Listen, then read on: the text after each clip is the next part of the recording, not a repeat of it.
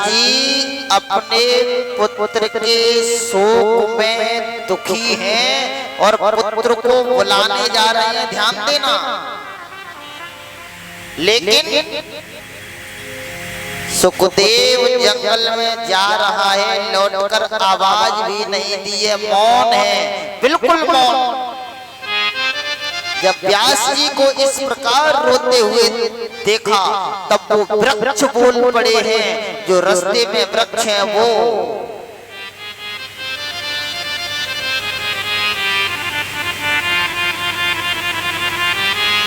हे व्यास जी, आप किसके लिए पागल हो रहे हो?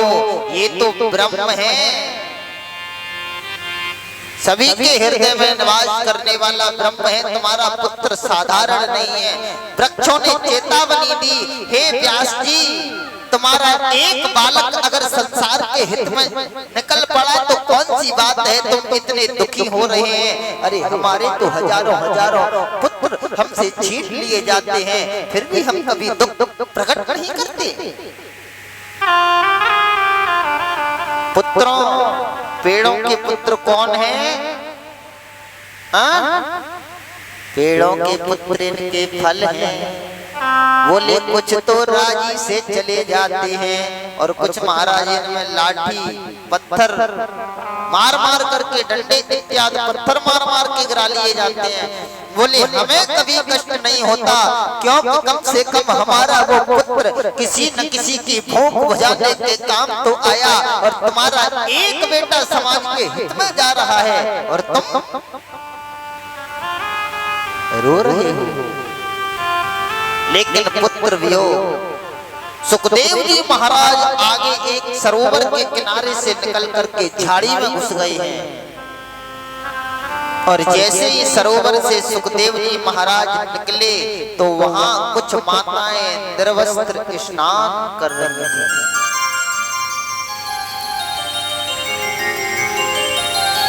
सुखदेव जी निकल करके चले गए, माताओं को कोई लज्जा नहीं आई, वह वैसे ही स्नान करती रही। तब तक महाराज वृद्ध वेद व्यास जी पहुंचे हैं, और आज वेद व्यास जी जैसे ही सरोवर के पास में पहुंचे तब उन माताओं ने देखा, ओहो व्यास जी आ रहे हैं। तुरंत निकल पड़ी हैं वो माताएं उस सरोवर से निकल करके उन माताओं ने अपने अपने वस्त्र पहने, लज्जा से सिर को नीचे कर लिया, वेद व्यास जी से क्षमा मांगती हैं। व्यास जी हमें माफ कर दें, ये हमसे बड़ा अपराध हुआ।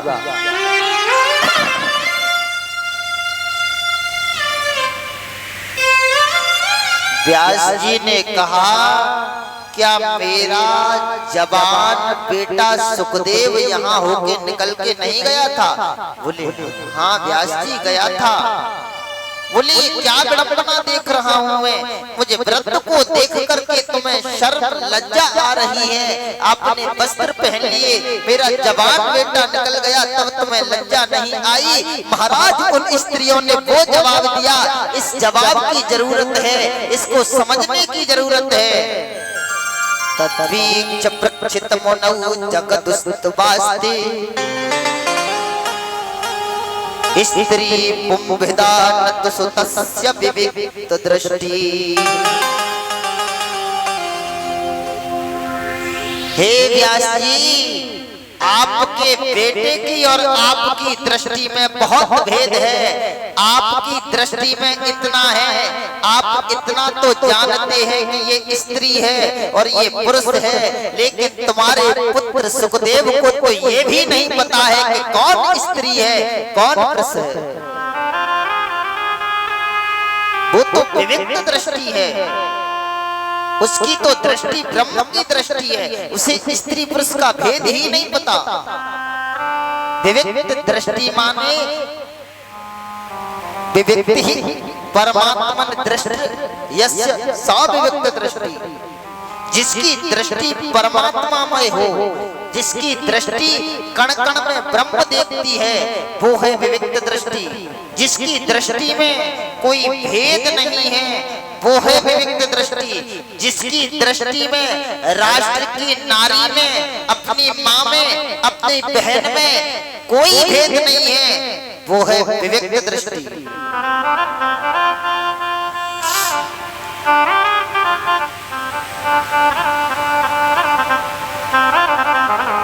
इसलिए भैया अपने चित्त को सुधारें, अपनी दृष्टि को कंट्रोल में करें। और एक बात भी बता दूं, अगर कोई तुम्हें आतंकित करने की कोशिश करे, तुम्हारी दृष्टि को बिगाड़ने की कोशिश करे, तुम्हारे चित्त को खींचने की कोशिश करे, तो जहां तक है वहां तक उसे समझाओ, उसे धर्म का उपदेश देकर के कम से कम अपने धर्म को बचाने की चेष्टा करो। अन्यथा तुम्हारी दृष्टि जिस दिन बिगड़ गई फिर तुम कहीं के नहीं रहोगे।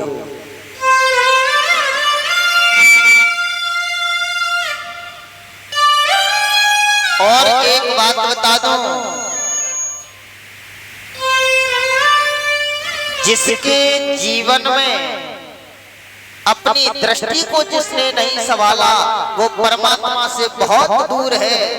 यही दृष्टि का ही तो सब खेल है।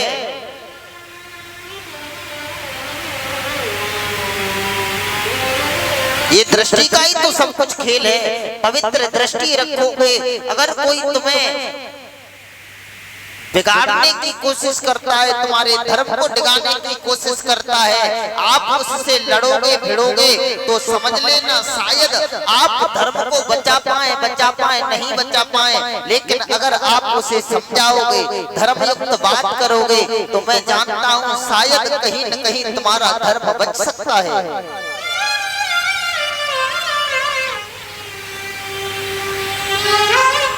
अन्य और भी एक बात बता दूं, इस दृष्टि को तू अपने आप संभाल। जिस वक्त तेरी दृष्टि पवित्र हो गई, जिस वक्त तेरी दृष्टि में सामने वाले की बहन अपनी बहन हो गई, जिस वक्त तेरी दृष्टि में जैसी तेरी माँ है वैसे ही तू सामने वाले की माँ को समझने लगेगा, तो फिर तेरी दृष्टि में खोट निकलना असंभव हो जाएगा।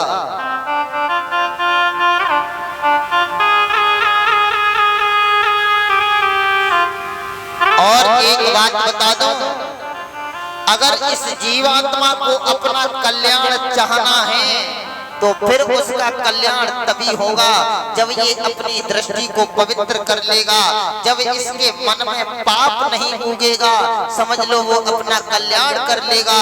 जिस वक्त तेरी दृष्टि बिगड़ गई तो फिर तू पतन की कगार से दूर नहीं है।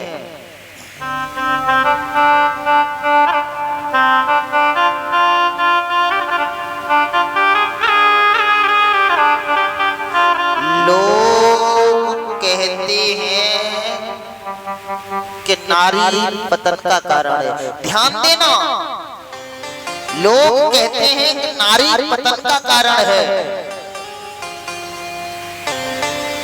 नारी पतन का कारण नहीं है। आज आप समझने की चेष्टा करना, अरे नारी तो एक ही है। कितनी है नारी? नारी तो एक ही है।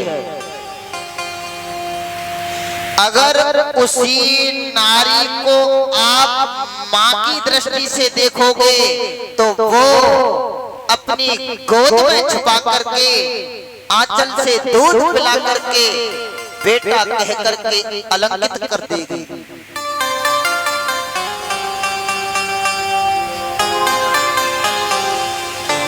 अगर उसी नारी को आप बहन की दृष्टि से देखोगे तो वही नारी आपके हाथ की कलाई में राखी बांध करके भैया कह करके सुशोभित कर देगी।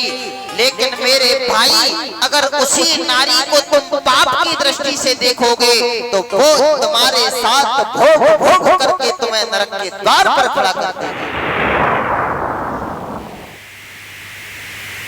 गलत नारी नहीं है, गलत हमारे विचार हैं, गलत नारी नहीं है, गलत हमारी आदतें हैं, गलत नारी नहीं है, गलत हमारी धारणाएं हैं, गलत नारी नहीं है, गलत हमारी दृष्टि है, इसलिए नारी को गलत देखते हैं।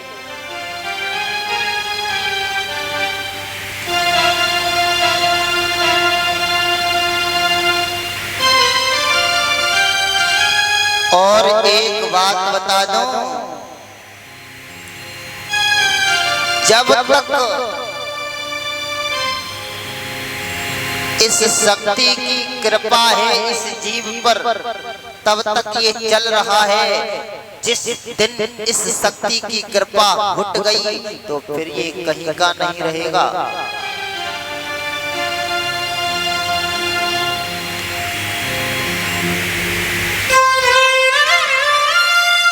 फिर ये कहीं का नहीं रहेगा। ये जीव अपना पतन खुद करता है। उस महिषासुर ने उस भवानी जगदम्बा को पापमय दृष्टि से देखा। कहाँ गया महिषासुर? इस रावण ने माता जानकी को माता जानकी के धर्म को डिगाने की चेष्टा की। कहाँ गया वो रावण?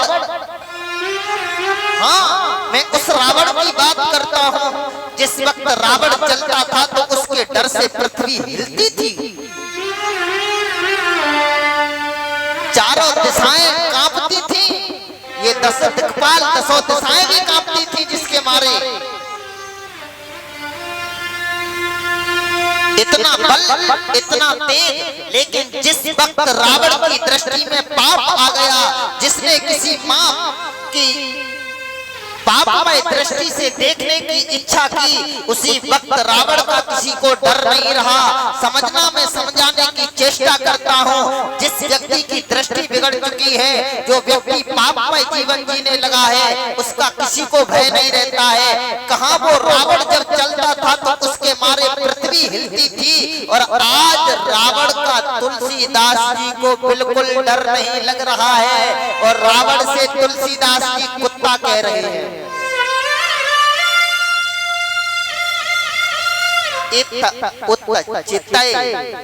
स्वान की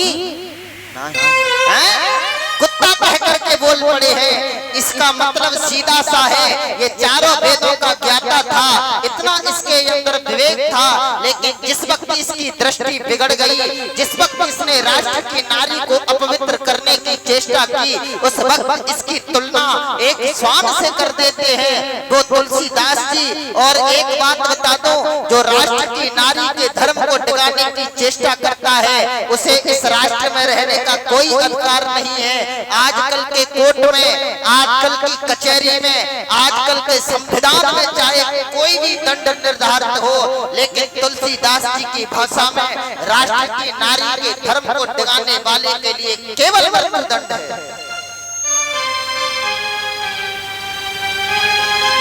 केवल मारना।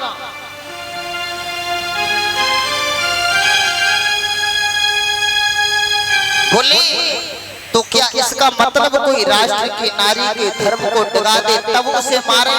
बोले नहीं नहीं नहीं। बोले तो अनुज वधू भगिनी सुत नारी, अनुज वधू भगिनी सुत नारी, रे सटकन्ना समये चारी, रे सटकन्ना समये चारी, ये नहीं दृष्टि बिलोके दोई, ये नहीं दृष्टि बिलोके दोई, ताई बधे अछुपापन होई, ताई बधे अछुपापन होई। आजकल के कोर्ट में, कचहरी में चाहे कोई भी फैसला हो, चाहे कोई वो पैसे दे दे, रिश्वत दे दे, 10-5 साल की सजा काट करके वो छूट करके आ जाए, लेकिन तुलसीदास जी की भाषा में उनका शास्त्र गवाही देता है। और एक ही न्याय पेश किया है, बोले इनके धर्म को कोई डिगा दे तब उन्हें मारे। बोले ना ना ना, ये तो बहुत बड़ी बात है। बोले तो इन्हें कुदृष्टि बिलोके जोई, अगर कोई गलत दृष्टि से भी इनको देखता है तो उसे मारने में कोई पाप नहीं है।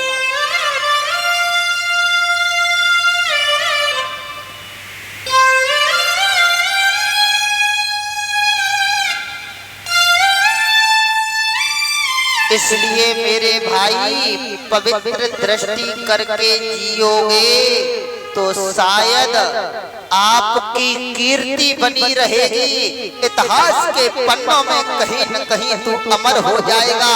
नहीं तो हाथी भी जन्म लेता है, गधा भी जन्म लेता है, कुत्ता भी जन्म लेता है, सूकर भी जन्म लेता है और सब मर जाते हैं, किसी की कहानी नहीं लिखी जाती।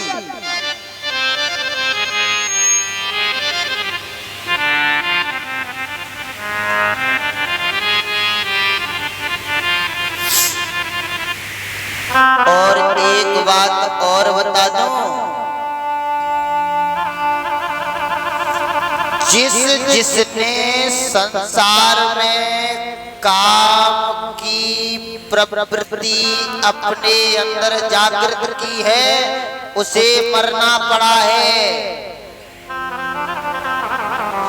जिसने इस राष्ट्र की शक्ति को दूषित करने की कोशिश की है, उसे मृत्यु नसीब हुई है, उसे वो दंड मिला है कि फिर वह अपने जीवन में न इधर का रहा है न उधर का रहा है। और ये रावण ही नहीं, रामचरितमानस में 3 पात्र ऐसे थे जो केवल दृष्टि दोष के कारण मारे गए। केवल दृष्टि दोष के कारण इनका पतन हुआ। ध्यान से सुनना, रावण, मारीच, एक रावण, एक मारीच और एक जयंत।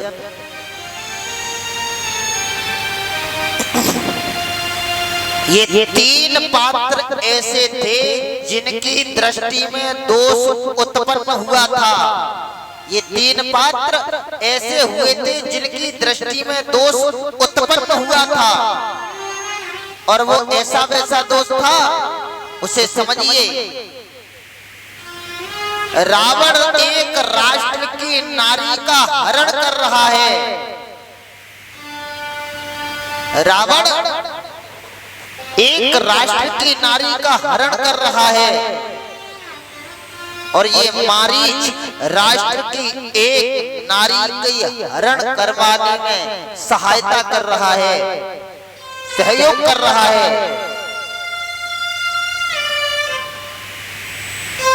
और ये जयंत राष्ट्र की एक नारी के धर्म को डिगाने के लिए उसके चरण में चोंच मार रहा है। और तीनों को क्या दंडित किया भगवान ने, आपने देखा।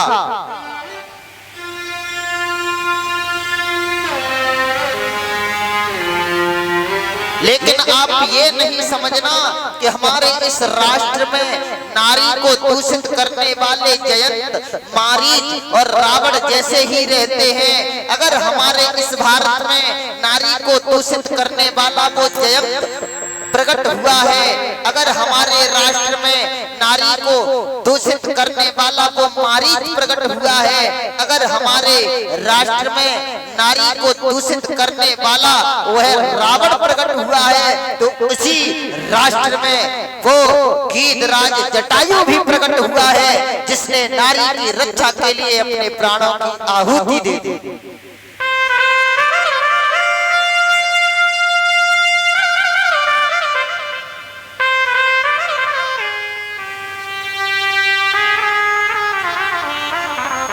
इसलिए दृष्टि को पवित्र कर लो।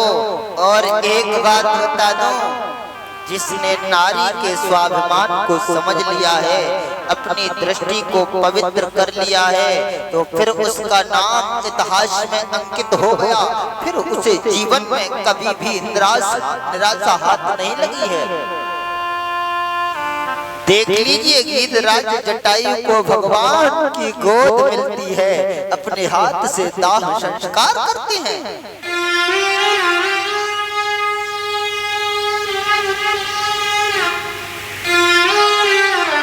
अंत समय पर तेरा कोई काम नहीं आएगा अगर तू पाप करेगा, दृष्टि को बिगाड़ लेगा, माँ बहन बेटियों के साथ में अगर तू उनकी नजरों से दृष्टि से गिर जाएगा तो फिर तू संसार के काबिल भी नहीं रहेगा।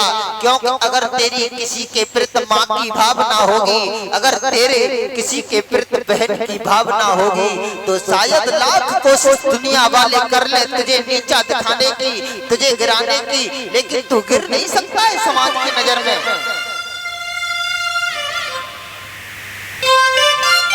और अगर तेरी दृष्टि बिगड़ गई है और तू पापमय दृष्टि से किसी को देखता है, पापमय तेरा भाव होता है, तो फिर जीवन में कोई तेरा साथी नहीं है। जो पाप तू करेगा वो तुझे ही भोगना पड़ेगा, तुझे फल मिलेगा उसका, और फल नहीं वो दंड मिलेगा, और वो भी ऐसा दंड कि वहाँ तेरे गुरु भी तेरे काम नहीं आएंगे, तेरे माँ बाप भी तेरे काम नहीं आएंगे।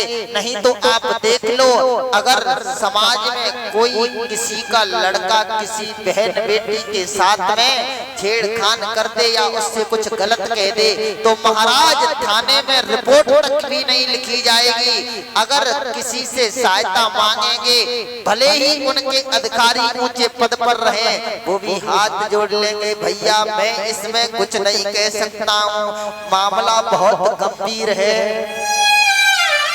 यही कहेंगे। क्यों? क्योंकि नीच व्यक्ति का कोई साथ नहीं दे सकता है। नीच व्यक्ति सारी हदों को पार करके जाता है और संसार में उसके कोई काम नहीं आ सकता है। इसलिए संसार में अगर तेरे काम आएगा तो भगवान का भजन आएगा, अंत में और कुछ काम नहीं आएगा। ये कथा आप करोड़ों दिन सुनिए, बार बार सुनिए, तुम्हें बस वही मिलेगा कि तू भजन करके कल्याण कर पवित्र रहना सीख ले। सरल करके बताऊं तो सुनो, मनुष्य शरीर हमारे हाथ में नहीं है कि पुण्य हमें मिल जाए। जैसे लोग ताश खेलते हैं, क्या करते हैं? ताश खेलते हैं। कई व्यक्ति बैठे हैं, एक व्यक्ति पत्ते बांट रहा है। क्या कर रहा है? एक व्यक्ति पत्ते बांट रहा है, एक पत्ता इसे दिया, एक पत्ता उसे दिया, एक पत्ता उसे दिया, पत्ते बांट दिए उस व्यक्ति ने। अब कौन सा पत्ता आपके पास में आ जाए? इक्का अट्ठा सत्ता पंजा चौका छक्का देला, क्या आ जाए? आपके हाथ में नहीं है, ये हाथ में है क्या? कौन सा पत्ता आपके हाथ पास में आ जाए ये आपके हाथ में नहीं है, लेकिन जो पत्ते आपके हाथ में आ गए हैं उन्हें कैसे चला जाए ये आपके हाथ में है। समझना, आपका ध्यान केवल इधर रहना चाहिए, क्योंकि मैं आपसे अब बार बार नहीं कहूंगा ध्यान देने की। जो पत्ते आपके पास आ गए हैं उन्हें कैसे चला जाए ये आपके हाथ में है। आया समझ में? नहीं आया? और सरल करो। ठीक इसी प्रकार ब्रह्मा ने पत्ते बांटे हैं। वो पत्ते कौन से हैं? वो वर्ण बांटे हैं, जातियां बांटी हैं, शरीर बांटे हैं। ये शरीर रूपी पत्ते वो ब्रह्म बांट रहा है। किसी को हाथी बना दिया, किसी को घोड़ा बना दिया, किसी को गधा बना दिया, किसी को सूकर बना दिया, किसी को कुत्ता बना दिया। ये ब्रह्म जाति बांट रहा है। अब हाथी घोड़ा गधा सूगर कुत्ता क्या बनना पड़े ये हमारे हाथ में नहीं है। लेकिन मेरे भाई, हे पर्यावासियों, ये मनुष्य शरीर तुम्हें मिल गया है, इसे कैसे चला जाए ये तुम्हारे हाथ में है।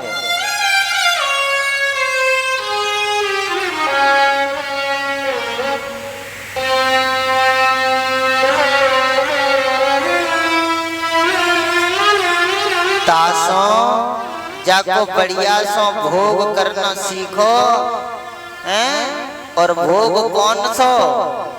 परमात्मा के नाम रूपी भोग, भजन रूपी भोग, बुरी आदतों को सुधारना, ऐसे भोग कर इस शरीर के तो शायद ये शरीर तेरा सार्थक हो जाएगा और अंत में तेरा कल्याण हो जाएगा।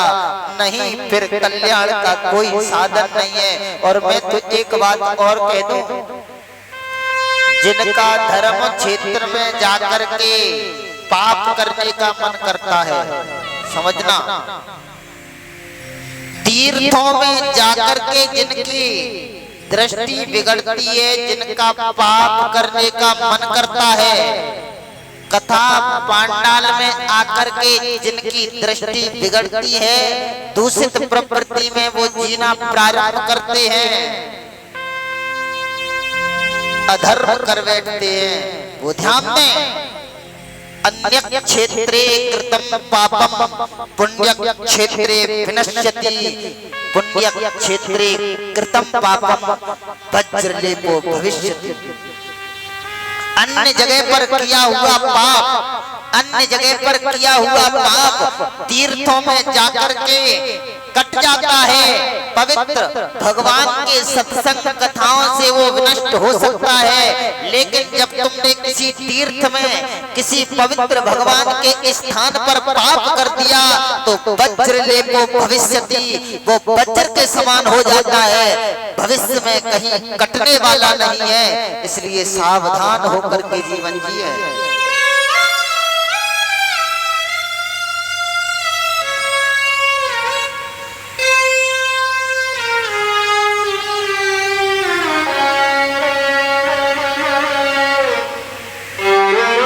और अगर अब भी ना आप समझे तो ऐसे समझ लो, ये मनुष्य शरीर आज हमें मिला है, उसे मिलने का कारण ये है कि कालेश्वर भगवान ने अपनी कृपा कर दी है, उस नारायण ने, उस ब्रह्म ने अपनी कृपा कर दी है, तब ये हमें मिला है।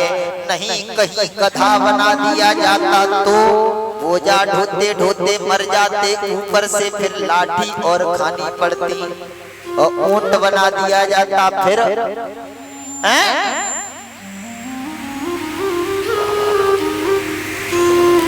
ऐसे समझो। अब तो आया समझ में? अगर अब भी नहीं समझ में आया हो तो मैं बता दूं आपको, एक नगर है, नगर क्या है? नगर, एक नगर, उस नगर की चारों साइड से बहुत बड़ी बाउंड्री हो रही है। क्या हो रही है? बाउंड्री, दीवार, और उसके अंदर एक अंधा व्यक्ति फंस गया है। कौन फंस गया है? अंधा व्यक्ति फंस गया है उस नगर में। अब वो क्या करेगा? दीवार को टटोल रहा है और गेट खोज रहा है कि गेट कहाँ है, और उसमें केवल एक ही द्वार है। कितने द्वार हैं उसमें? एक द्वार है। तब वो अंधा व्यक्ति दीवार को टटोलते टटोलते उस गेट को खोज रहा है, और वो गेट उसे नहीं मिला। और जब गेट आया तब भैया इसके सिर में खुजली पड़ने लगी। ये खुजलाता गया, चलता गया, दरवाजा निकल गया। फिर ये दरवाजे को खोजने लगा, फिर ये चक्कर लगाने लगा, और जैसे ही टटोलते टटोलते दरवाजे के पास में आया तो फिर इसकी कोई क्रिया शरीर की करने लगा। ये चलता गया, दरवाजा निकल गया। इसी प्रकार इसने चक्कर लगाए, 1 2 चक्कर नहीं, 83,99,999 बार इसने चक्कर लगाए, लेकिन दरवाजे को चूक गया। तब मेरे राम को इस पर कृपा आई, तब मेरे राम को इस पर दया आई, करुणा आई, उस गोविंद को, उस ब्रह्म को। अब ये थक गया, अब ये बहुत परेशान हो गया, अब ये हैरान हो गया। मैं किसी और चक्कर की बात नहीं कर रहा हूं, वो ये जीव है। और ये जीव 83,99,999 योनियों में भटकता फिरा, लेकिन मनुष्य शरीर नहीं पा सका है। तब भगवान को इस पर दया आई, तब भगवान को इस पर करुणा आई। अब ये थक गया है, अब ये हैरान हो गया है, अब ये परेशान हो गया है। तब उसने उसको दरवाजा दे दिया, और वो और कोई दरवाजा नहीं है, वो दरवाजा है ये मनुष्य शरीर। और ये मनुष्य शरीर ही वो साधनों का द्वार है जिससे तू ब्रह्म को पा सकता है। ये हमारे और आपके बस की बात नहीं थी कि मनुष्य शरीर प्राप्त कर ले, ये तो परमात्मा की करुणा का विषय है। कब हो के करे करुणा नरदे, परमात्मा ने अपनी करुणा करके ये नर शरीर दिया है। इसलिए तू इसे विषयों में मत गमा, भोगों में मत गमा, अपनी दृष्टि को सुधार, अपना कल्याण कर। तू सुखदेव मैं विविक्त दृष्टि कर ले। तब तो व्यास जी भी समझ गए मेरे पुत्र की विविध दृष्टि है, ये कल्याणकारी पुत्र है। अब लौट करके आ गए, लेकिन काफी समय हो गया। भगवान के चिंतन में सुखदेव जी को, तब सुखदेव जी के पास व्यास जी अपने एक शिष्य को भेजते हैं और कहते हैं कि तुम जाकर के मेरे बेटा के सामने इन श्लोकों का गान करना। अब व्यास जी के शिष्य जहां सुखदेव जी महाराज जंगल में बैराग्य लेकर के चले गए, झाड़ियों में छुप गए, वहीं पर जाकर के ये श्लोक बोल रहे हैं। अहो बकीयम स्तनकालकूटम जिघांसयापाय यदाप्यसाधि लेभे गतिं धात्र युचितां ततोऽन्यं कं वा दयालुं शरणं व्रजे।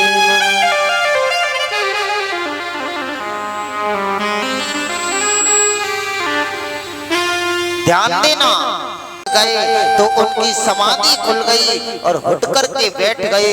अरे राम, इतना सुंदर कौन है, इतनी सुंदर किसकी छवि है।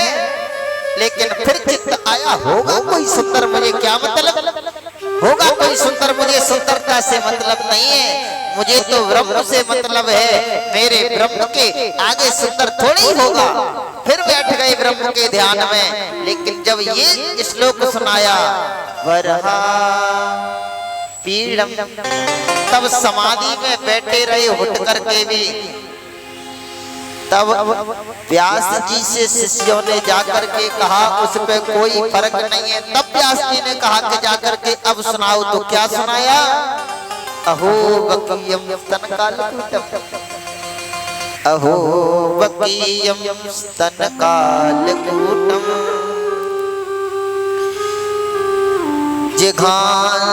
जिघांसयापाय यदाप्यसाधि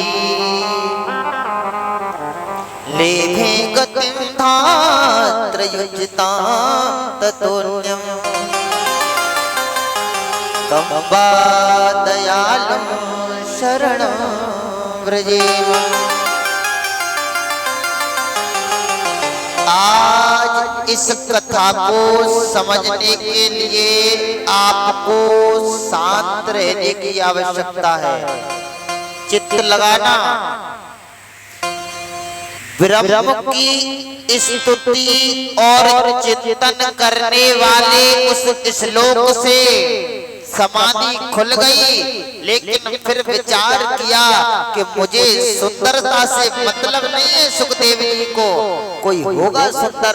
ठीक उसी प्रकार समाज में कोई किसी पर रीझता है, कोई किसी की सुंदरता को देख करके अपने मन को बिगाड़े और भगवान से दूर हो जाए, वो महान मूर्खता है उसकी।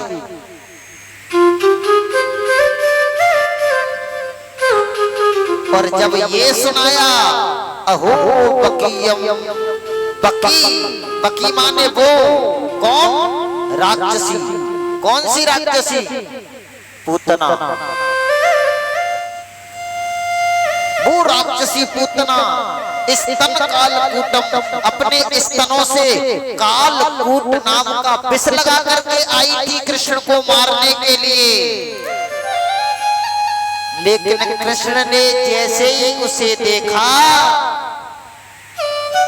मन में विचार कर लिया, आई तो ये मुझे मारने को है, लेकिन मुझे दूध पिलाएगी, काम माँ का करेगी, तो मैं क्या करूं?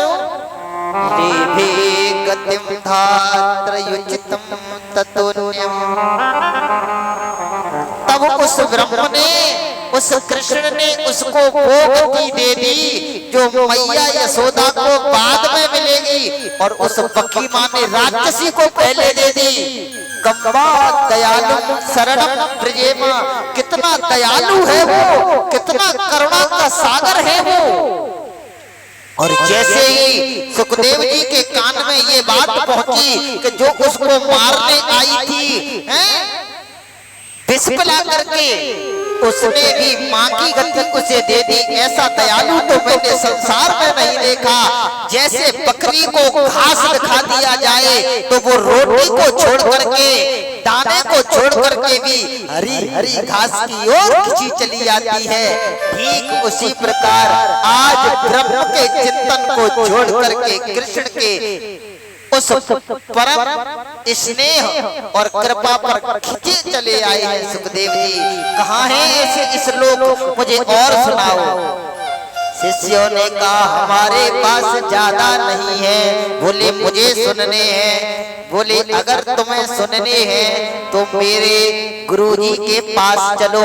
हमारे गुरुजी पर इतनी बड़ी पुस्तक है, इसमें एक नहीं ऐसे 18,000 श्लोक लिखे हैं। बोले अच्छा। तुरंत दौड़ पड़े हैं सुखदेव जी महाराज व्यास जी के पास में। व्यास जी से कहा गुरुदेव मुझे ये श्लोक पढ़ने हैं, मुझे इस भागवत को पढ़ाओ। बोले बेटा पहले तू जनकपुर में जा, जब राजा जनक तेरी परीक्षा लेंगे और तू सफल हो जाएगा तब तुझे इस पुराण को पढ़ने का अधिकार मिलेगा। और जब बात यही है, सुखदेव जी महाराज जनकपुर में राजा जनक के पास गए हैं। जनक ने जब परीक्षा में पास कर दिया है तब आकर के सुखदेव जी महाराज को भागवत की कथा पढ़ाई है व्यास जी ने। मेरे भाई इसका मतलब क्या है? इसका मतलब यही है कि यह कथा किसी अधर्मी पुरुष के लिए नहीं है, किसी ढोंगी पुरुष के लिए नहीं है। जो इसका अर्थ नहीं जानता है ऐसे लोगों को वाचन करने के लिए नहीं है, क्योंकि जो अर्थ का अनर्थ नहीं कहीं कर दे, कहीं इसका दुरुपयोग नहीं करने लगे, कहीं इन शास्त्रों को धंधे का विषय नहीं बना ले। कितना डर था। बस यही मेरे भाई हमारे और आपकी व्यवस्था है, हम और आप इसे समझने की चेष्टा करें। तब सुखदेव जी महाराज को कथा सुनाई और उन्हीं सुखदेव जी महाराज ने यह कथा महाराज परीक्षित को सुनाई। किसको सुनाई? किसने सुनाई? सुखदेव जी ने। अब ध्यान देना, सूत जी महाराज ने यहाँ प्रश्न कर दिया गुरुदेव राजा परीक्षित तो सम्राट राजा थे, उनको 7 दिन बैठने का कैसे अवसर मिल गया, कैसे कथा सुन ली उन्होंने सुखदेव जी से। तब इस विषय में बताने लगे हैं सूत जी महाराज उन सौनकाद 88,000 ऋषियों को। यदा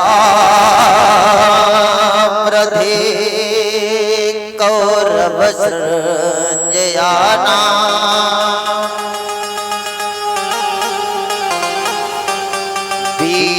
वीरेष्वक्तो वीर गतिम गतिषु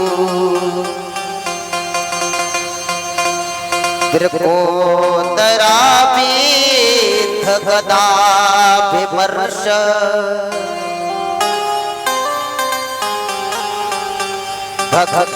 भगनोर्दण्डे धृतराष्ट्रपुत्रे। भैया जब कौरव और पांडवों का युद्ध हो रहा था उस वक्त भीम की गदा के प्रहार से दुर्योधन की जंगा टूट पड़ी और वो पृथ्वी पर गिर पड़ा। जंगा में से खून के फव्वारे निकल रहे हैं। अब चित्त देना आप इस कथा पर, ये वो दुर्योधन है, ये वो दुर्योधन है जिस वक्त दुर्योधन चलता था तो इसके रथ की छाया पक्षी किया करते थे, और आज ये पड़ा है पृथ्वी पर, जंगाओं से खून निकल रहा है और वही गीध इसकी मांस को नोचने की तलाश में खड़े हैं। इसका नाम समय है। इसलिए अभिमान नहीं करें हम और आप कभी भी अपने जीवन में। हम और आप केवल इतना समझ लें कि न जाने कब बाजी पलट जाए और कब नीचा देख जाए। ये वही दुर्योधन है।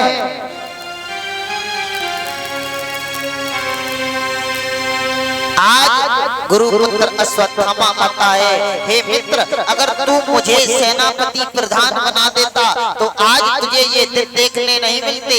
उसी वक्त प्रधान सेनापति बना दिया। अपनी जंगा से खून लेकर के अश्वत्थामा का तिलक कर दिया। अश्वत्थामा ने कहा, बोल मित्र तेरी अंतिम इच्छा क्या है। तो देखिए क्या कहा इसने। ये बोला, हम 100 भाई थे, एक भी नहीं बचा। पांडव 5 भाई थे, सब जिंदे हैं। ध्यान देना, अंत समय पे अगर यहाँ भी दुर्योधन दुश्मनी को त्याग करके गोविंद की शरण ले लेता, ये भी कह देता कि तू मुझे कृष्ण के दर्शन करा के कल्याण करा दे, तो भी कल्याण हो जाता। लेकिन इसने अंत समय तक दुश्मनी नहीं छोड़ी। अंत समय पर भी ये क्या बोला कि पांडव 5 भाई हैं, एक भी नहीं मरा। तू किसी पांडव को ला दे, मार के ला दे। और एक बात बता दो, अंत समय की दुश्मनी तुझे नष्ट कर देगी। अंत समय पे अगर तू किसी से दुश्मनी कर रहा है तो तेरी भूल है, तू मरने वाला है। अगर तू दुश्मनी कर भी लेगा किसी से तो साल 6 महीने और चल जाएगा तो क्या हो जाएगा, फिर भी तुझे मरना है। इसलिए तुझे सबको छोड़ के बिल्कुल अपने पवित्र स्थिति में वैर भाव को त्याग करके भगवान का भजन कर। और अश्वत्थामा भी चल पड़ा। हाथ में अश्वत्थामा ने आज तलवार ली है और वो तलवार लेकर के कहां दौड़ पड़ा है, वो वहां दौड़ पड़ा है जहां 5 पांडव सो रहे हैं। लेकिन भैया मुरलीधर कन्हैया जिनका रक्षक है उसका कौन क्या बिगाड़ सकता है, जिसके रथ की लगाम को वो थाम करके बैठा है। अश्वत्थामा की क्या हिम्मत है। आज कन्हैया, वो कृष्ण, वो माया पति भगवान 5 पांडवों को उठा करके दूसरे स्थान पर ले गए। वहां 5 पांडवों के पुत्र सो रहे हैं। अश्वत्थामा प्रवेश करता है शिविर में और 5 पांडवों को समझ करके कि ये द्रौपदी के 5 पुत्रों को मार देता है। ध्यान देना, खूब प्रयास किया। अंत समय में दुर्योधन ने पांडवों को मारने का, लेकिन क्या मार पाए? नहीं। क्यों? क्योंकि जिसके शीश पर परमात्मा का हाथ हो, क्या औकात है संसार में किसी की कि वो उसे टिका दे? एक बार महाभारत का जब युद्ध हो रहा था ना, अगर करुणा की बात की जाए परमात्मा की, तो महाभारत का युद्ध हो रहा था और युद्ध में वो द्रौपदी पितामह भीष्म के पास पहुंची है और द्रौपदी ने जाकर के पितामह भीष्म से कहा, पितामह भीष्म, मैं आपके पांडव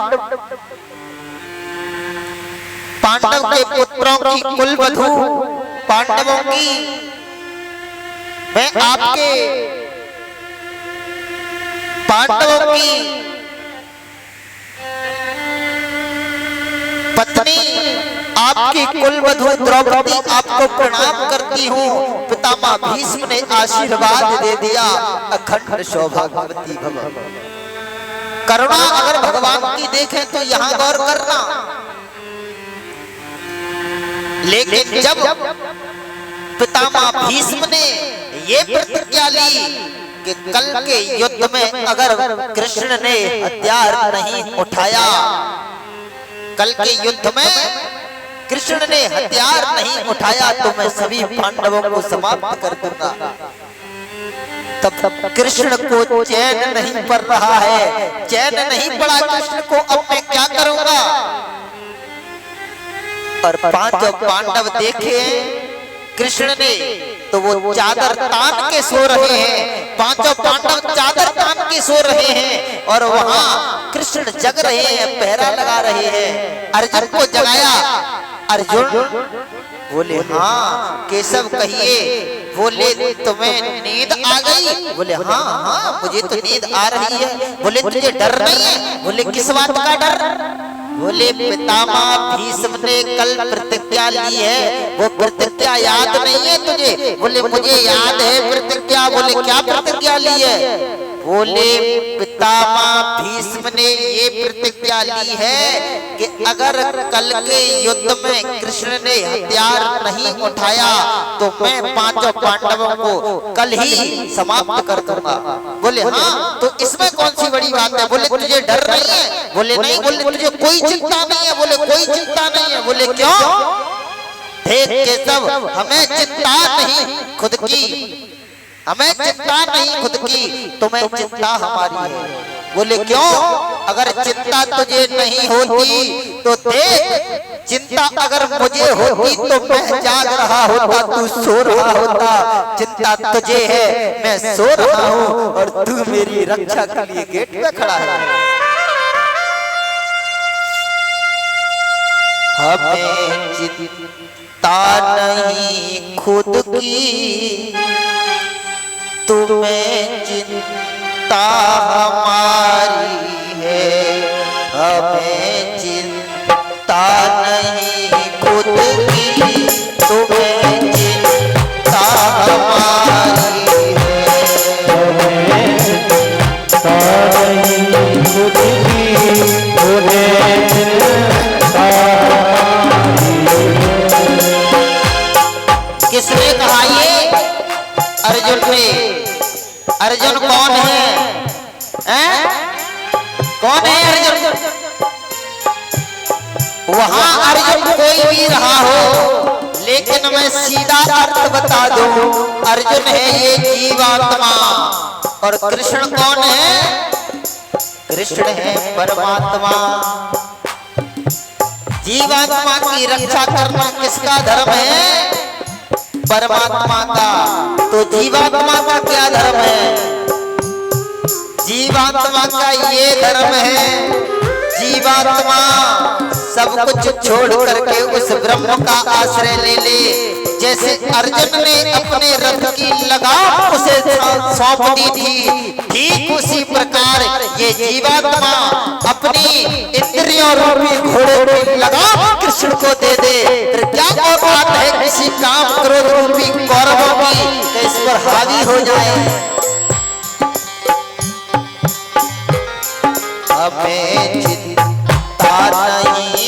की तुम्हें चिंता हमारी है, हमें चिंता नहीं खुद की तुम्हें चिंता हमारी है। हे सब हमें अपनी चिंता नहीं है, तुझे मेरी चिंता है। रही बात पितामह भीष्म की, करेगा क्या मेरा भीष्म, करेगा क्या मेरा भीष्म, क्या कर लेगा वो पितामह भीष्म मेरा। मुझे डर नहीं है। बोले क्यों? तब बोल पड़ा वो अर्जुन, रक्षक सुदर्शन चक्रधारी है, करेगा क्या तेरा भीष्म मेरी मोहब्बत से करेगा क्या तेरा भीष्म मेरी मोहब्बत से यारी है।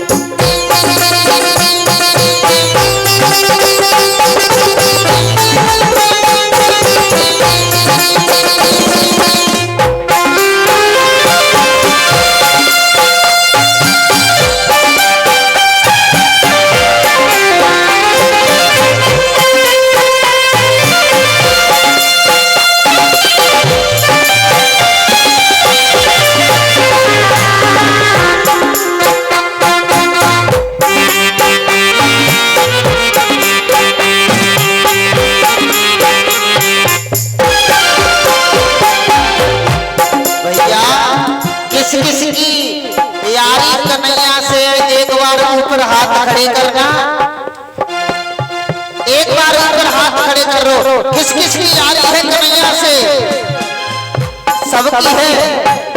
तो आप कालेश्वर के दरबार में बैठे हैं, अगर कन्हैया से यारी मानना प्रारंभ कर दो, मैं भी आपसे विश्वास के साथ कहता हूँ, जीवन में कोई तुम्हारा अनिष्ट नहीं कर सकता है। लेकिन तू सब कुछ छोड़ करके कन्हैया से यारी कर अर्जुन की तरह, तेरा संसार में कोई नहीं होना चाहिए। तू सब कुछ उस पर छोड़ दे।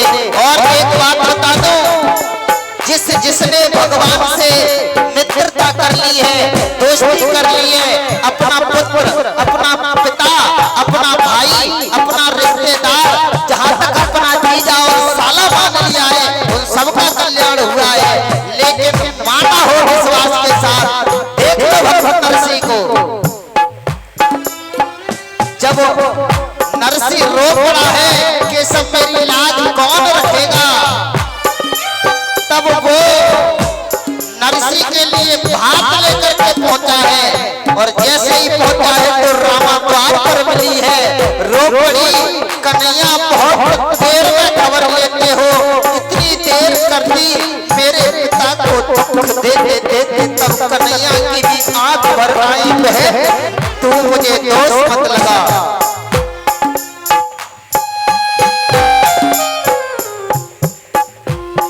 कसौटी साफ कहती है ये पीतल है ये सोना है, कसौटी साफ कहती है ये पीतल है ये सोना है, कसौटी साफ कहती है ये पीतल है ये सोना है, साथ रहती है ये पीतल है ये सोना है। और सुन,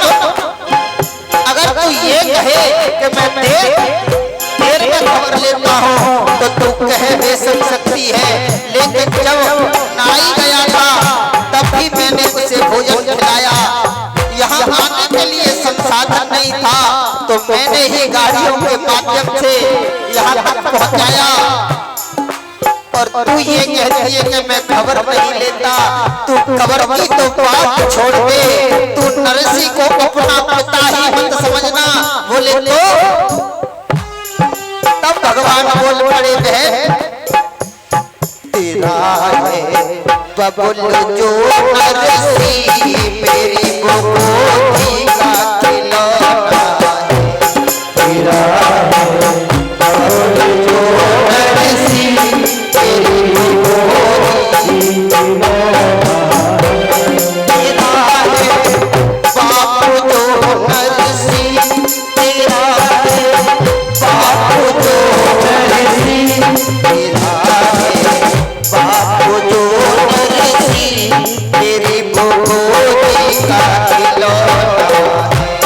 तेरा बापू जो नरसी मेरी गोदी का खिलौना।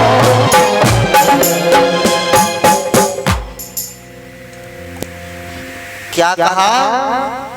कोई मेरे लिए अपने रथ की लगाम सौंप दे और मैं उसे मरवा दूं। अर्जुन ने ये कह दिया कि तुझे चिंता है। तब देखिए उस मायापति को चिंता कितनी हुई, अब उसे चैन नहीं पड़ा।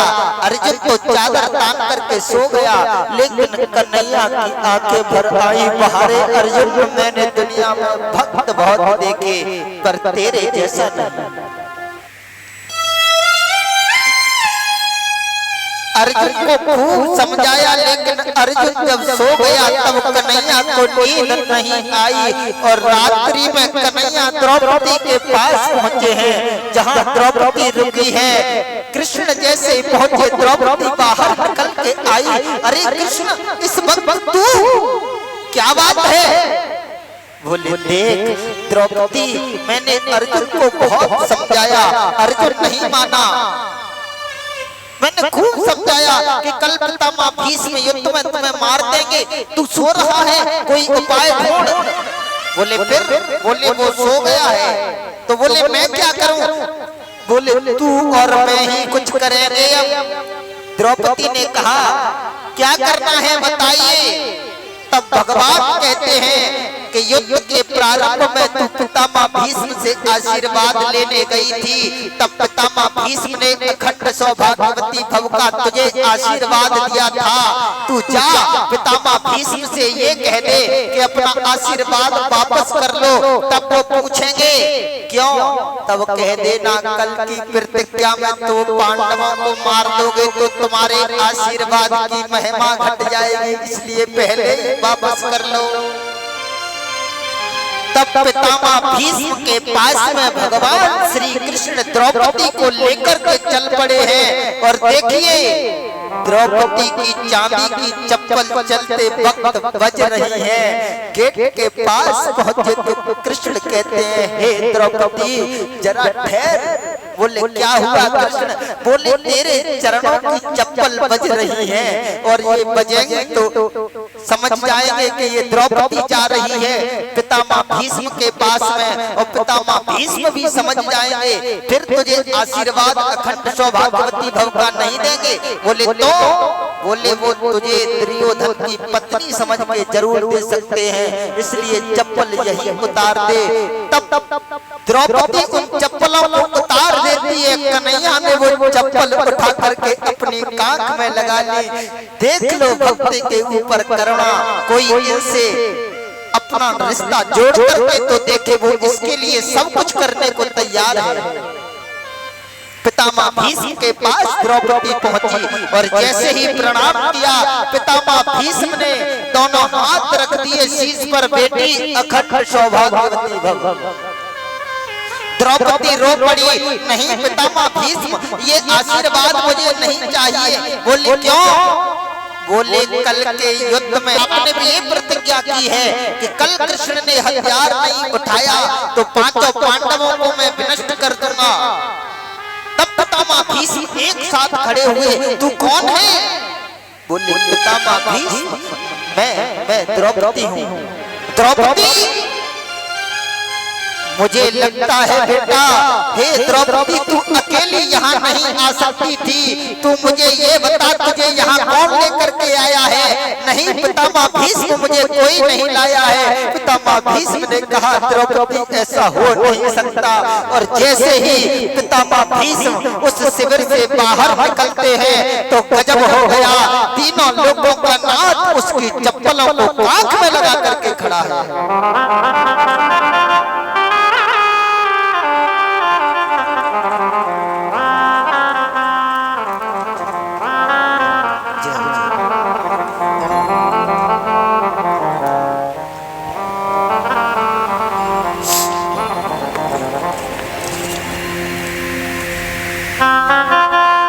पितामह भीष्म जैसे ही निकल के आए तो कन्हैया खड़े हैं, चप्पलों को कांख में लगा के।